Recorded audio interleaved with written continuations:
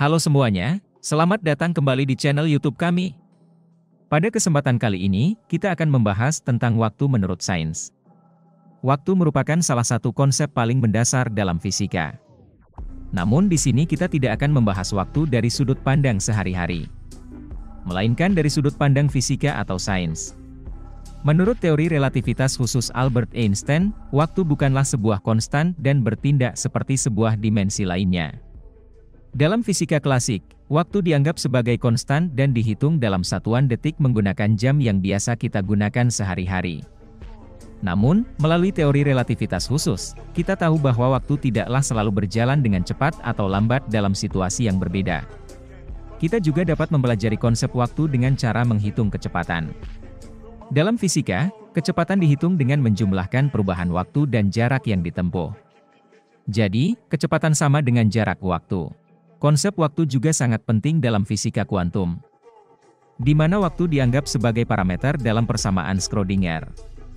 Waktu tidak lagi dilihat sebagai bentuk linear, karena dalam fisika kuantum waktu dapat berjalan maju dan mundur.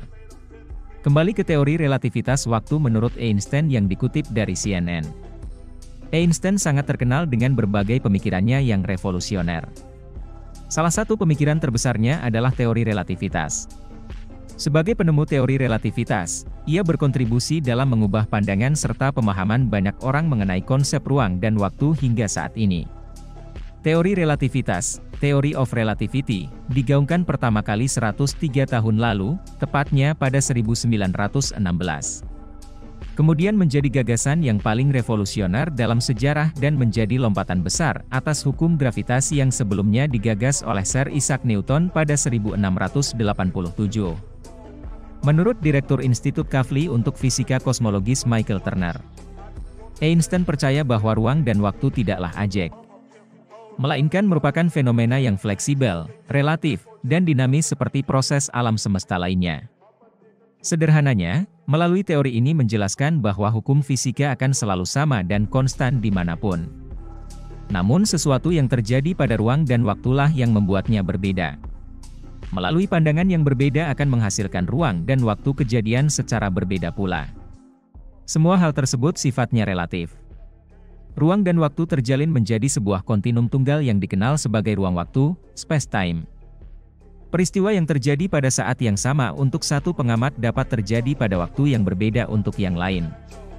Sebelum Einstein, sebagian besar astronom memahami alam semesta dalam kerangka tiga hukum gerak yang diajukan oleh Isaac Newton pada 1686. Dengan tiga hukumnya. Sebelum menjelaskan relativitas waktu menurut Einstein, ada beberapa penjelasan lainnya. 1. Relativitas khusus. Teori relativitas khusus yang dirilis pada 1905 adalah salah satu makalah terpenting yang pernah diterbitkan dalam bidang fisika. Relativitas khusus adalah penjelasan tentang bagaimana kecepatan mempengaruhi massa, waktu, dan ruang. Teori tersebut mencakup cara kecepatan cahaya untuk menentukan hubungan antara energi dan materi. Relativitas khusus berlaku untuk kasus khusus, dengan sebagian besar digunakan saat membahas energi besar, kecepatan yang amat cepat, dan jarak astronomi, semuanya tanpa kerumitan gravitasi.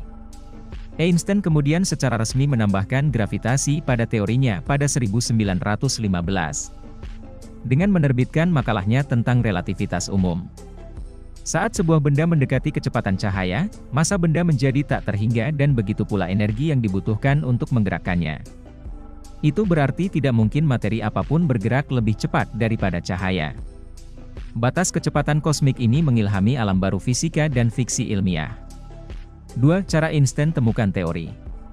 Menurut Einstein, dalam bukunya, Autobiographical Notes, 1949, ia mulai mempertanyakan perilaku cahaya ketika dia berusia 16 tahun. Dalam eksperimen pikiran saat remaja, tulisnya, dia membayangkan mengejar seberkas cahaya.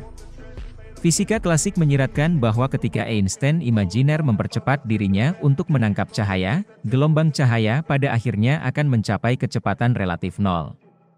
Artinya, manusia dan cahaya akan bergerak dengan kecepatan bersama, dan dia dapat melihat cahaya sebagai elektromagnetik beku.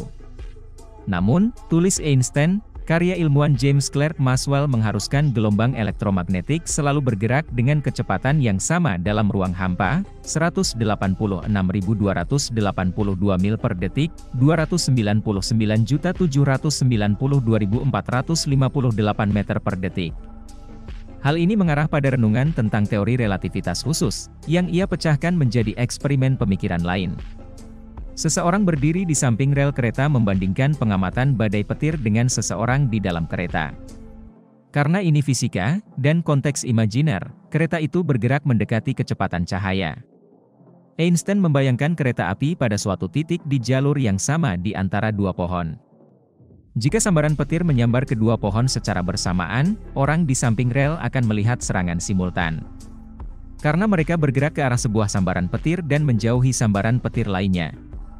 Orang yang berada di kereta akan melihat palang di depan kereta terlebih dahulu, baru kemudian palang di belakang kereta.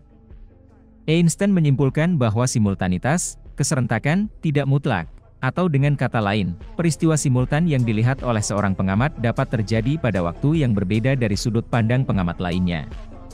Menurutnya, bukan kecepatan cahaya yang berubah, dia sadar, tapi waktu itu sendiri yang relatif. Waktu bergerak berbeda untuk benda bergerak daripada benda diam. Sedangkan kecepatan cahaya, seperti yang diamati oleh siapapun dimanapun di alam semesta, bergerak atau tidak bergerak, selalu sama. 3. Ruang dan waktu. Ruang waktu bukanlah sesuatu yang biasa kita bicarakan seperti atas bawah, kiri kanan, depan belakang dan terpisah dari waktu. Menurut teori ini, ruang waktu nyatanya bukan hal yang terpisahkan. Ruang dan waktu saling erat terhubung dan berpaut, ketika ruang membengkok atau meregang maka akan memengaruhi waktu. Sementara membengkoknya atau meregangnya ruang waktu menjadi penyebab atas terjadinya gravitasi di alam semesta. Pada dasarnya, Einstein menganggap ruang dan waktu terjalin bak, uluran selimut, yang tak terbatas panjangnya. Sebuah objek besar seperti matahari dapat membengkokkan selimut ruang waktu dengan gravitasinya. Sehingga cahaya tidak lagi bergerak dalam garis lurus saat melewati matahari. Bahkan faktanya setiap bit, unit satuan terkecil, materi, termasuk diri manusia pun dapat membelokkan ruang waktu di sekitarnya menciptakan gravitasinya sendiri meskipun sangat kecil. Akan tetapi, gravitasi hanya bekerja di ruang dan bidang datar. Pada skala besar seperti bintang, hukum Newton tidak dapat berlaku karena bintang dapat membengkokkan dan meregangkan ruang sehingga ruang, waktu, dan cahayalah yang sangat berpengaruh. Bahkan planet berukuran sedang seperti bumi dapat melengkungkan ruang yang cukup untuk mempengaruhi waktu. Tanpa hukum matematika yang diturunkan Einstein itu kita tidak akan memiliki cara untuk memprediksi atau menjelaskan perilaku dan membentuk alam semesta ini. 4. Bukti teori relativitas Einstein. Berikut beberapa bukti dari teori relativitas tersebut. A. Adanya lubang hitam. Pada sekitar tahun 1915 seorang ilmuwan Schwarzschild memecahkan masalah melalui persamaan medan Einstein yang menjelaskan bahwa adanya geometri ruang waktu yang berada di sekitar bintang. Bintang ini juga memiliki kerapatan yang amat tinggi dengan gravitasi yang super besar. Kuatnya gravitasi bintang tersebut dapat melengkungkan ruang waktu sehingga membuat semua benda dan cahaya tidak dapat keluar dari sana. Para astronom memperkirakan letak sebuah lubang hitam dengan gravitasi tinggi melalui perubahan sifat material langit di sekitarnya. B. GPS. Dampak dari kemunculan teori relativitas Einstein yang begitu mengubah dunia adalah adanya GPS yang begitu akurat dalam mengukur jarak dan perkiraan waktu. Sistem pada GPS ini bekerja menggunakan satelit yang mentransfer data dan informasi pada stasiun penangkap sinyal di bumi dan kemudian mengirimkannya pada teknologi GPS. C. Televisi analog. Kecanggihan teknologi selanjutnya yang lahir berkat teori relativitas adalah ada TV yang dapat menayangkan siaran dengan gambar dan suara. Pada TV tabung atau analog masih menggunakan sinar katoda yang mentransfer elektron pada fosfor bermagnet. Elektron yang ada menciptakan piksel warna pada layar televisi dengan 30% kecepatan cahaya, sehingga dapat memunculkan gambar. Kesimpulan. Relativitas milik Einstein menjadi penyempurnaan teori fisika klasik yang dicetuskan oleh Sir Isaac Newton. Kita jadi memahami bahwa gravitasi terbentuk karena adanya sebuah massa yang cukup besar untuk melengkungkan ruang dan waktu, yang membuat benda di sekitarnya tertarik mendekat. Sehingga semakin dekat benda dari sumber lengkungan semakin besar gravitasinya dan waktu menjadi lebih lambat, begitu juga sebaliknya. Inilah alasan mengapa di film Interstellar 1 jam di planet Miller sama dengan 7 tahun di bumi. Dengan memahami ilmu fisika membuat semuanya nampak jelas dan bisa diprediksi. Baik sejarah alam semesta di masa lalu dan juga perkiraan di masa yang akan datang. Relativitas hanya satu bagian kecil dari ilmu fisika yang begitu luas. Namun dengan memahami satu hukum relativitas saja kita sudah bisa memahami apa yang terjadi pada kehidupan sehari-hari dan juga alam semesta. Itulah penjelasan singkat terkait waktu, baik secara teori relativitas waktu menurut Einstein ataupun sains. Semoga bermanfaat dan jangan lupa like, share, subscribe dan komen ya guys. Terima kasih.